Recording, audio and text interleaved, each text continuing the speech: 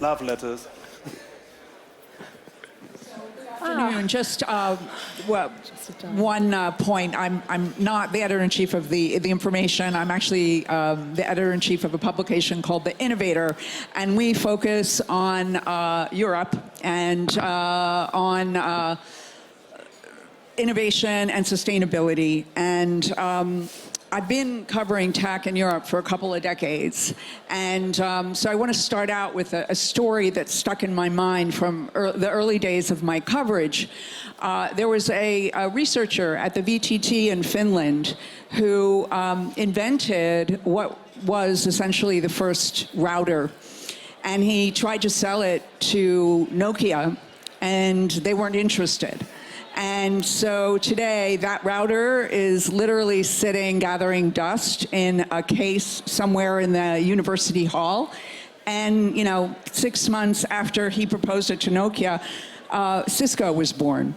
And, Europe's history in the tech sector is littered with these kind of what might have been stories.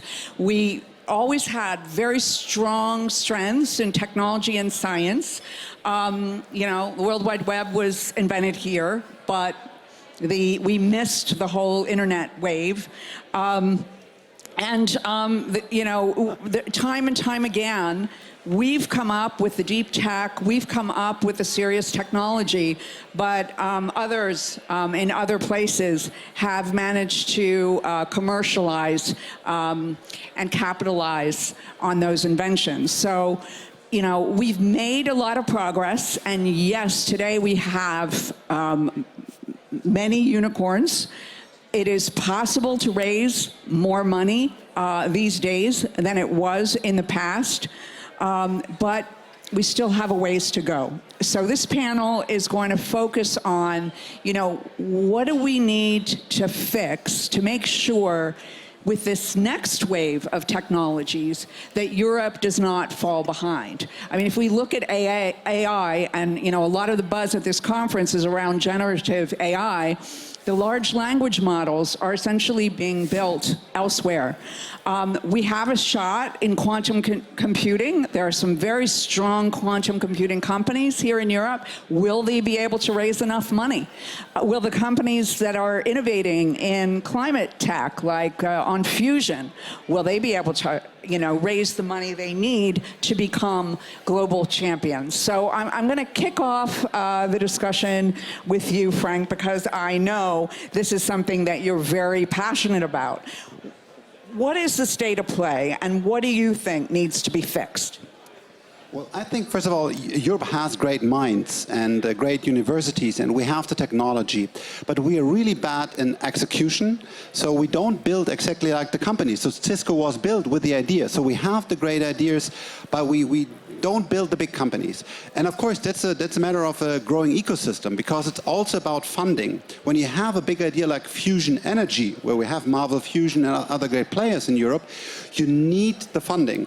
And US and China are clearly dominating that space. So getting a 100 million plus check here in Europe for a big, very important idea, whether it's energy, it's food, it's health, is basically impossible. And that's a big problem for our ecosystem.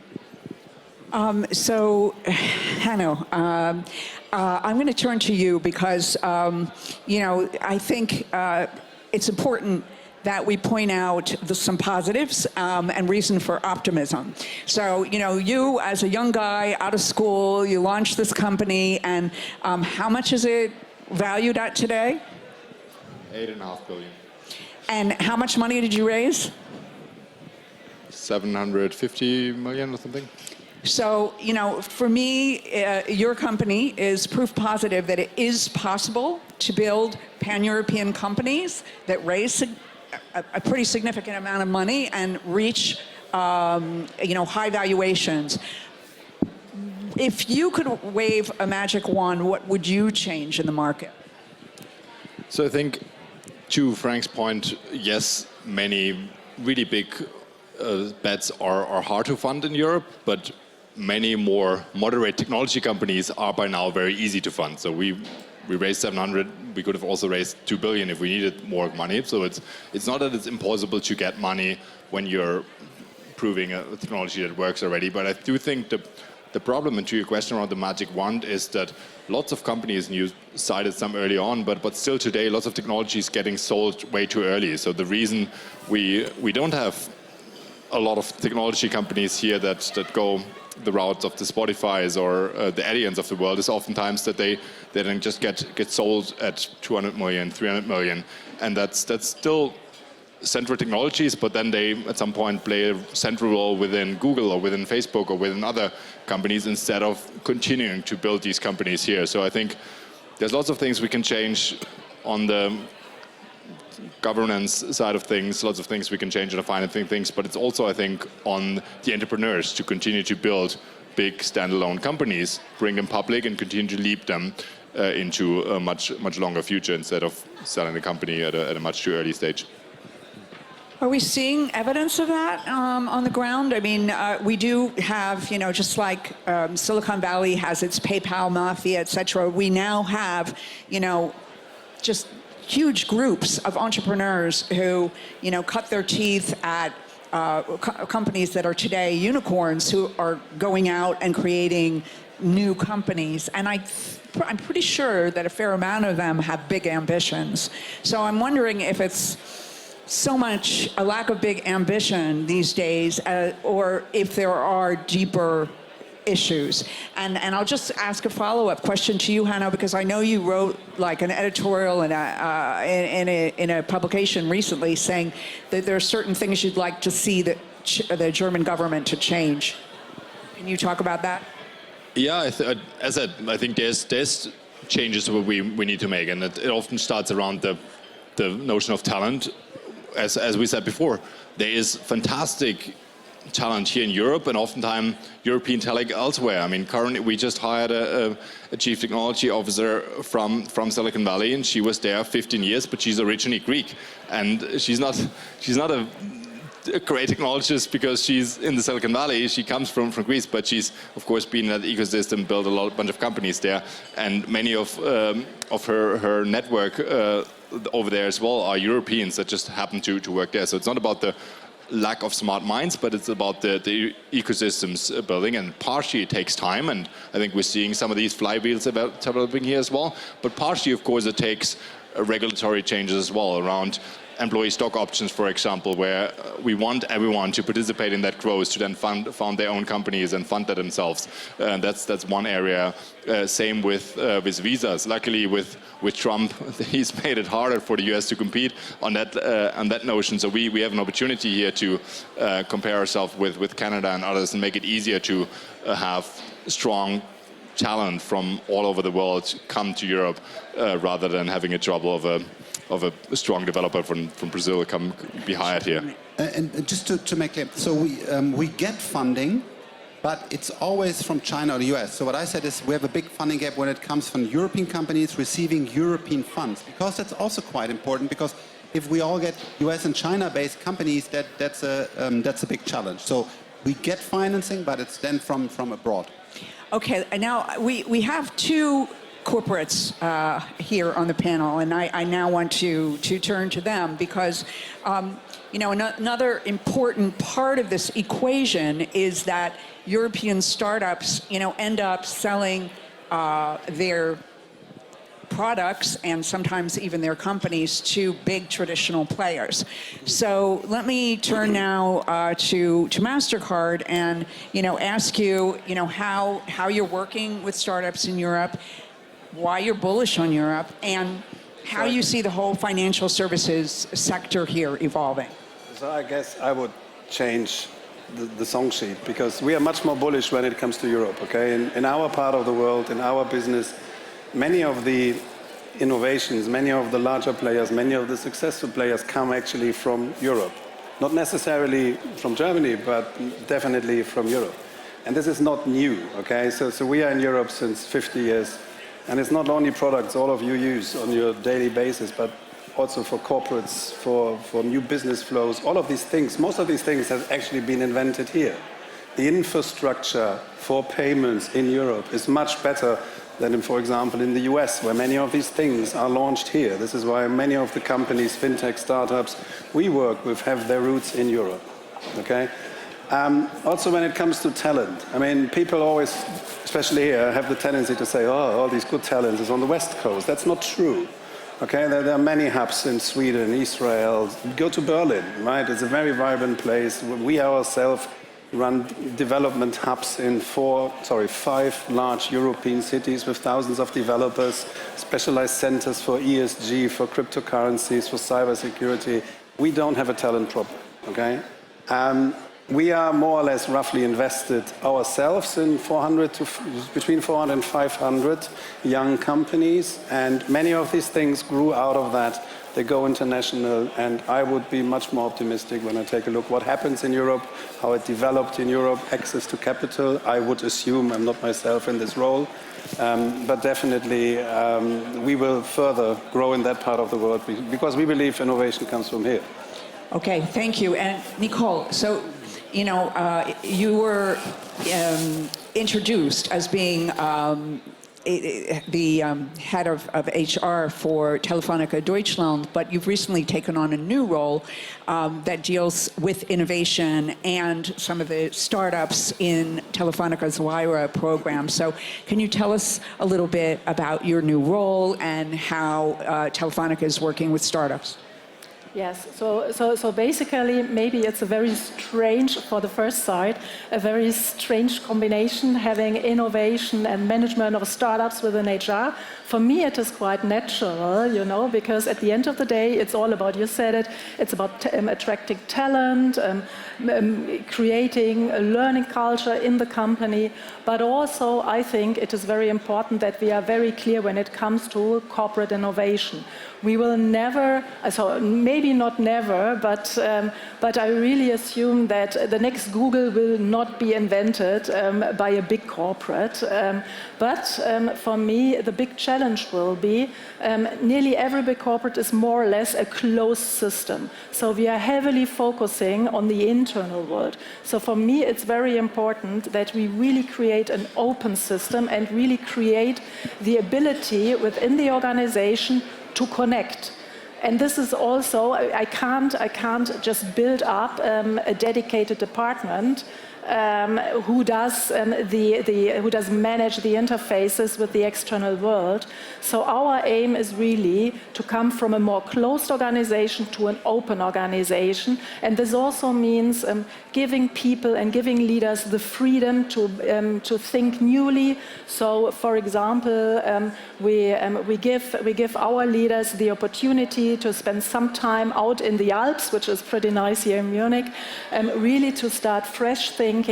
So this is one thing. And on the other hand, you also have to teach the people how to deal with differences. If we will deal with the external ecosystem, probably and hopeful, people will think differently. And for example, in my team, 2/3 of my people are no longer HR people. So I have mathematics, data science, and so on and so forth. There are several times when they sit in front of me. On the one hand, maybe I don't understand everything. Then I ask, please explain. And on the other hand, they react. It's sometimes strange for me, and I learned maybe from Viktor Frankl, who says the human being always has a choice how he reacts. So I really tried always to ask myself, oh, that's interesting. Not to react immediately, and this is, I think, something we need to learn in the corporate world, really to open up. But sorry, I mean, I have a lot of homework by myself, but when I look into corporates, what you should do is really progressively also buy companies. Look at OpenAI. It will become a very, very important part of the ecosystem. Who just bought it? Maybe, I don't know, that's a rumor, Microsoft. So we have so many companies also in the telco space. It could be WhatsApp that Facebook bought and so on. So we don't have the DNA in most of our big corporations that they really say, this is the future, and we bet 3 years of profit into this because we don't want to fail. And sorry, we need to change that DNA. Again, I have enough homework by myself, but That's totally missing. And then you're getting disrupted, like all of us getting disrupted. So when you look at Starlink, it's freaking insane. Why? Because they can get payload so cheap in space, and they have totally outstanding satellites. So when you look at the European ecosystem, and we are luckily a very active part of the space ecosystem in Europe, it's not comparable, especially when you look into launcher and the payload getting into space, to the US. And it is a threat for you. So it does take Telefonica then say, okay, we finance rockets or whatever, because we know the future of communication, at least a big part, is coming from space. So a more progressive DNA inside the corporates that would help Europe a lot, but I know it's very hard because you can fail, then you can have bad results, executives have to leave, you can't blame McKinsey all the time, but it's a big challenge. Yeah, I couldn't agree more. Nevertheless, the DNA needs to be developed. And it doesn't come overnight, so you always have to prepare also the organization to deal with this mindset. So it will be a journey. So I think clearly Europe cannot change until its traditional companies change, because they do have to become more open, and they also need to find better and closer ways of working with startups, including purchasing them and helping them to create new markets. So I wanted to just go back to financial services for a minute, because Europe has really kind of led the way with its open banking legislation. There has been a lot of innovation around financial services, and the neobanks really have been created here. It may be too early to call that market a success, but nonetheless, we are seeing a lot of innovation in that area. How is MasterCard really taking advantage of that? So let me go back for 10 seconds. So if you talk to people in MasterCard, what's the idea behind MasterCard for the future? They will tell you it's empowering people, empowering companies, empowering economies. So for good reason, we don't talk about payments or cards, okay? Because it's a small fraction of what we do. It's all about technology and how to use this. If you work in my space, it's about the reimagination of money. I mean, today we pay with currencies. In the future, we pay with whatever, CBCDs, digital euros, maybe crypto. There are actually countries nowadays where you can pay in energy. Okay, I can pay you in energy depending on your behavior. So these are all challenges we face. So we bought companies all over the world for billions over the last years. Okay, some went well, some not so. And I think, but that's normal. I guess most probably American companies have a different way to deal with these things. So a colleague of mine was recently on a business tour in Europe, and he said a very good thing. He came off all of that meetings, and he said, Peter, the feeling I get in Europe is the only guy who has a strategy is the lawyer. Okay, so he was obviously American, right? And he perceived that the Europeans are sometimes very shy. There's a form of anxiety to lose something or to do a bad deal. Most probably, the company I work for is used to that. Okay, as I said, we run initiatives like it's called Start Path all around the world, where we try to get fintechs and new companies closer to us. We sometimes invest in them, sometimes we exit them, 450 in total or something like it. So we are used to it, yeah. But that doesn't mean that it's all successful. And there's so much going out there when it comes to tech, when it comes to payments, the future of financial services, the future of money, the future of all of that. So we place bets, yeah. But we are willing to do that. We need to do that. I read a Gartner report, I think it was somewhere recently, and it said, if existing banks don't deal with the new technologies that are out there, 80% of them in 10 years will either be dead or zombies. Okay, so that's the challenge of the industry I work in, and we can go down different ways, but definitely startups, fintechs, new companies will be those that make that change work. Can I ask one following question? Because you mentioned earlier, I don't know much about the financial service sector. I do think it's great to see that we have companies like Adyen and so on, like in Europe, building great companies. But you mentioned earlier that some of the infrastructure technology here is actually stronger than in the US. Yeah. The question is, why do you think can't we export that, and why couldn't we have a globally dominating financial infrastructure coming out of Europe if we have the better technology here than the US does at the moment? No, you can. I mean, the thing is, so we are here since 50 years, and not only us. All the payment schemes work together, even in regulatory bodies or in technology bodies. It's a company called EMVCO that defines the European standards for payments since 30 or 40 years. Nobody ever from the European players took it outside of Europe. I think that's the specialty, but there's nothing that limits you, right? I mean, in the last 50 years, you needed millions and billions of infrastructure. You all know these things where you pay with your card at a retailer. All of that goes to the cloud. Yeah, so there are other barriers of entry those days, but the ones that were there for the last 30, 40 years have potentially been reduced or don't exist anymore. But yeah, it can happen, yeah. But sure. Hanno, I believe your question is, why don't we have international champions, right? Hopefully Personio will become one and so on, but we have not many global champions, and that's also... Yeah, but there is a problem in Europe in that, because if you try to do something in Europe, I bet you come with a German solution to the French and they will say, merde, no. Right? It's this not invented here thing, right? Especially when it comes to payments, banking, because it's very close to the people's heart. And having a common denominator, building a network for Europe is not easy. Yeah, but I mean, as like pulling it back to a space I know a little bit better with software, we do use American software all the time. Yeah. We use Salesforce, we use Adobe software and so on. So we don't care where the software is coming from as long as it's world-class software, right? And therefore, we have tons of clients all across Europe. They also hopefully don't perceive us as a German company, but as a European one anyways. And at some point we'll go to the US. But I guess the question is why do we use all of these software from the US, and why do they dominate most of these sectors, and why can't we build the dominant player in more spaces? We do have a few, Spotify, UiPath, maybe Celonis soon, but more of these players. And there was a question also if especially for financial infrastructure, we even have the better technology, why can't we be the global dominating?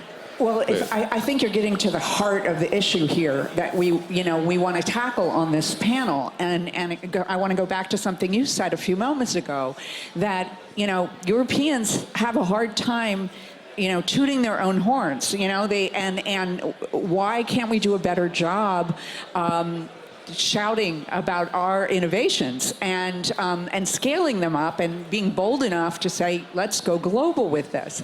And so it causes, we have an image problem. Yesterday here at the conference, I was talking to a woman who is fundraising for a European venture capital firm, and she said whenever she walks up to institutional investors in the US and says she's representing a European fund, they just turn their back and walk away.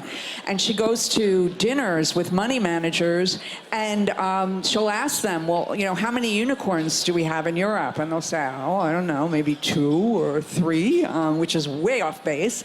And from how many countries do you think they come from? And they might answer, well, maybe 2 or 3. There's London, Berlin, and Paris.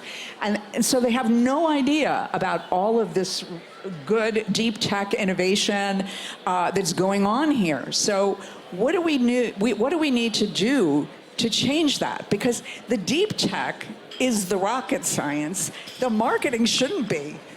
I mean, yeah, we have the talent, but unfortunately it's a 360-degree challenge. It also starts with storytelling. We have, for me, a hero called Mate Rimac.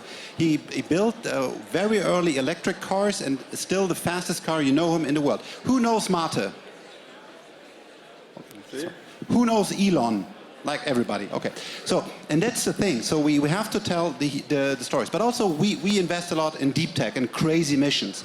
And we not always, I mean, the press also has, of course, to write negative things and problems, but it's really a thing that often it's not about, wow, they could really solve that problem, but there also the European instinct comes through and say, oh, these are the 3 problems that might occur. So we also need a positive storytelling about something where Mate builds a great car, or somebody creates a new industry in Europe, and it's not that the American articles about the European companies are way more positive than European ones. So and then we need people like Hanno, who's getting really, really rich so that he can write big checks like in the Valley. If you go to a bar and you know the right Google font or whatever, and he says, oh, you're making fusion energy, that's great. Here's 100 million, go ahead. And that's a true story. We don't have these ones yet. I also need to earn much more money so that we have more money. And so many things have to come together, and I believe we are on the way. Europe is becoming step by step better, but it's still a long way to go. Yeah. You know, I see in the front row that Heike from Marvel Fusion. You maybe Heike, you just want to jump in and talk about, like, you know, from your perspective, you know, what are you up against? I mean, the U.S. is just pouring so much money into fusion. How can you, as a European company, in this, you know, capitalize on your own innovations and go head to head with them? Yeah, I think there's 2 things. One thing is what you just said. I think we kind of have a tendency that we always only look at the risks and not at the opportunities. So we are always looking at these 10,000 things why fusion might not work. And we are not looking at, hey, what would actually a world be where we have abundant clean energy? And I think that's I don't know whether that's a cultural topic or, I don't know, that's one thing. And I think the other thing in fusion, a new era started 6 weeks ago when the US showed that you can actually gain energy with laser-based fusion, which was a huge milestone. What happened in the US was that they declared a bold decadal vision, saying, like, within 10 years, we have fusion power plants on the grid. They committed 1.4 billion now on fusion to really make it work. And here in Germany, we're still, like, kind of sitting there saying, like, yeah, let's talk to all the experts, let's have a better view on, like, what's happening and so on. So I think, yeah, that's a bit what we are faced with. And now if I look, like, how did that materialize in the space is of the 33 private fusion companies, 21 are in the US. So there definitely seems to be an ecosystem that is working. However, we have great talent here, we have amazing people here, we have great scientists here, we have an amazing industrial ecosystem here. So I think we need to make it work here. Okay, thank you. So we're almost out of time. I'd like to end with each of you just giving a quick call to action for Europe. What you'd like to see happen? I think just pulling through on some of the companies we have and making them prove to investors and everyone else that we can build world-class leading companies and the next wave of SAPs and other category-dominating software companies. Relocate capital. Pension funds and other wealthy families that we have in Germany. I'm working on that. I'm talking, like many other people, like Klaus Hommels is doing great work here.